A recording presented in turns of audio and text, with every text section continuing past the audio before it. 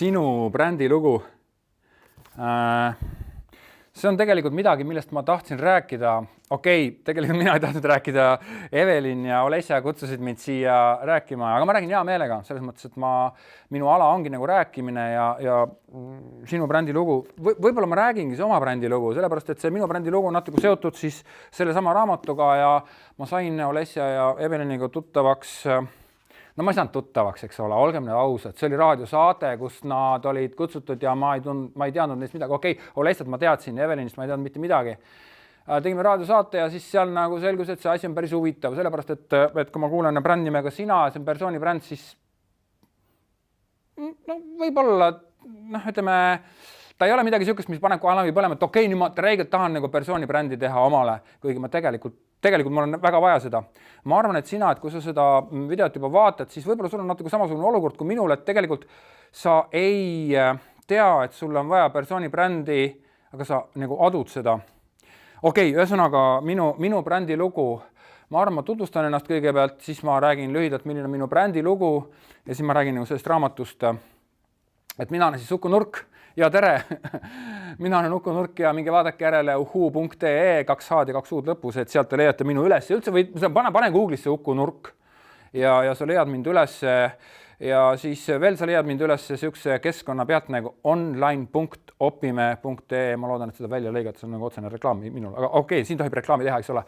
Et ühesõnaga, point on nagu selles, et mina siis töötasin nagu 25 aastat reklaamiagentuuris, see esimene päev, see esimene koht, kus ma tööle läksin, oli see, et ma lõpetasin ära Tallinna Kunstiülikooli, ma olen metallikunstnik, ma olen sepp, teen ehti, et särki, muud sükest asja, aga ma pole selle ala mitte kunagi töötanud, sellepärast, et peale ülikooli lõppu ma sattusin siis ühte disainibüroosse, kus siis olin autojuht, viisin neid laiali mingeid pabereid, särki, tõin seda trükifaile, noored kindlasti ei tea, mis see trükifail on, jah. Ma viisin trükifaile ja tõin kilesid ja trükikojad ja trükkisid ja ühesõnaga vend andis mulle auto, Mersu kaubiku, jumala hea auto oli. Ja ma sellega sõitsin siis nagu trükikotta ja sinna tagasi ja siis seal väikselt disainibüroos juhtus see, et ma tõesti kogemata hakkasin seal õhtuti arvutit käima näppimas, kuna arvutid oli 286, no teile ütles mitte midagi, see oli hästi algeline.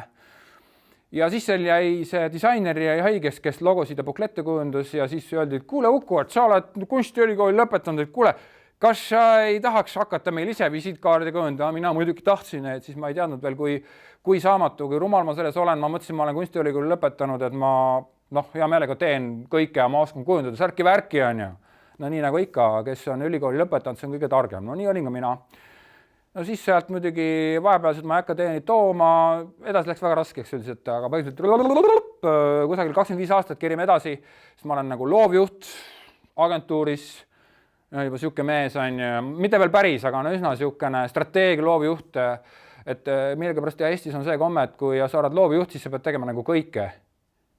Kui sa oled copywriter, siis sa võid nagu kohvi juua ja tekste kirjutada, kui sa oled loovjuht, sa pead tegema kõike, et aga see on Eesti komme. Eestis nagu päris loovjuhti tegelikult ei olegi ja ühesõnaga minu siis see reklaami 25-aastane, vist on 25 aastat, minge vaadake LinkedInis ka minu portfoo või see konto olemas, sealt te leiate siis, mis aastal ma lõpetasin ära oma töö selle loovjuhina agentuurle Ecuadoril. Ja siis ma tulin nagu koduseks ja 1. jaanuar 2016 äkki või, ma ei mäleta. Ühesõnaga istusin kodus ja mõtlesin, mis ma siis nüüd teen, eks ole. Ma olen nii kaua olnud siin reklaamiagentuurides, ma oskan kõiki reklaami asju teha, siis ma olen nagu kujundajast ja kõike. Ühesõnaga see algus oli hästi siuke lahe kiitmine, eks ole, ma olen haritud, ma olen teinud, ma olen umbes reklaaminduses loovjuht, särki-värki on ju, kõva mees.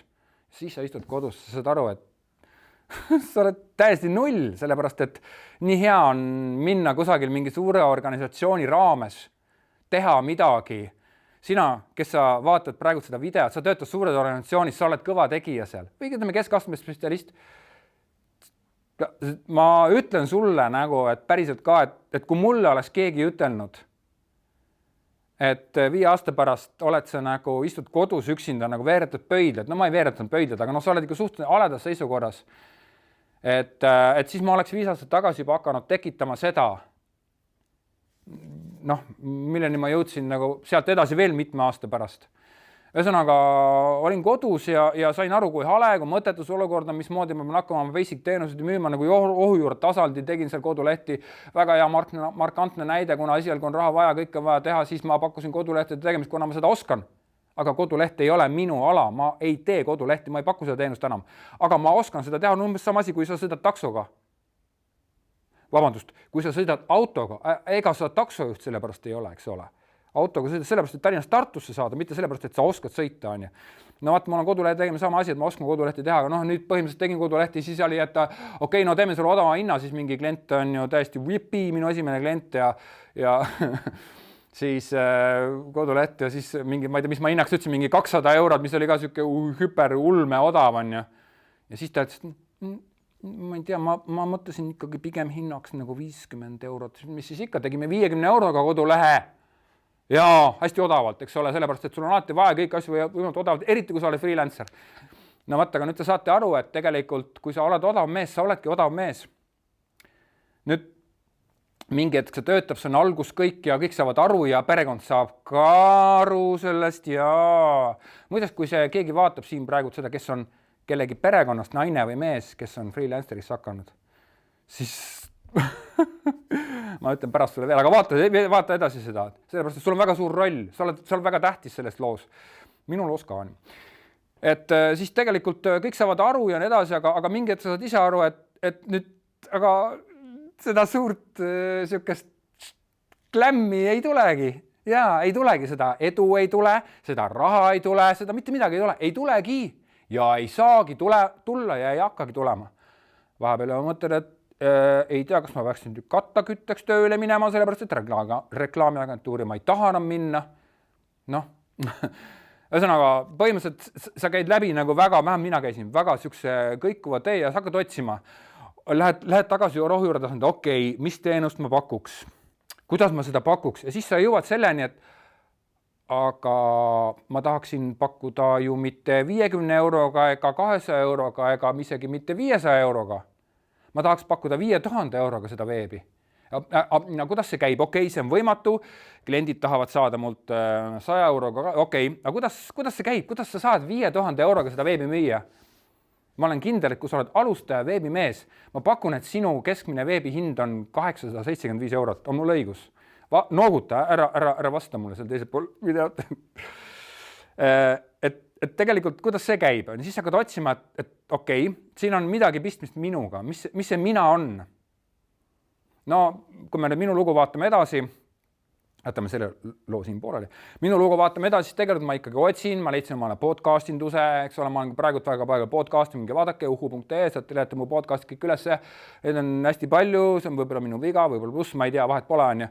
Aga kokkuvõttes siis ma sattusin sinna raadiosse, Äripäeva raadiosse, seal ma hakkasin saateid tegema, kirjutasin sinna, et et ma olen nüüd nii kõva nagu siin podcasti mees, et ma teen teile ühe raadiosaate, turundusest teil ei ole, Äripäeva raadios on turundussaadet, kirjutasin ja muidugi sealt öeldi, et ei no tule siis hakka tegema jah, et noh, et ja siis ma tegin seal mingi aasta-poolteist tegin seal eetris on turundusuudised saadet ja noh, seal ma kohtasin Evelini ja Olesjaga ja noh, seal ma kohtasin muideks ka väga paljude teiste inimestega, väga huvitavate inimestega, nii et ütleme, et see freelanceri üks selline point, kuidas ta võimalikult nagu hästi hakkama saab või läbi saab, on ka see, et sa pead suhtlema hästi paljude inimestega, kontaktid tulevad sinuni, et seda ma ei mäleta, kas siin oli midagi öeldud suhtlemisega, minu arust siin ei olnud.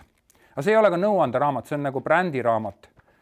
Keegi mulle sealt lava tagant noogutab, aga ma teen nagu ja ma ei näeks seda. Minu arust siin ei ole suhtlemist mitte midagi öeldud, aga sa pead, kui sa oled freelancer, sa pead võimalikult palju suhtlema nagu kõikide inimestega, kelle sa kokku puutud, kogu aeg suhtlema. Ja see on erineb sellest, et kui sa oled nagu kusagil suures ettevõttes. Telias oled nagu osakonna juht. Noh, et jaa, see hetk on väga tore, kui sa ära tuled sealt, siis sa oled seal nagu zero. Et siis ongi, et sa pead suhtlema, et noh, et üks osa on suhtlus. Nii, tuleme nüüd tagasi selle juurde, et see 50 € veeb on ju.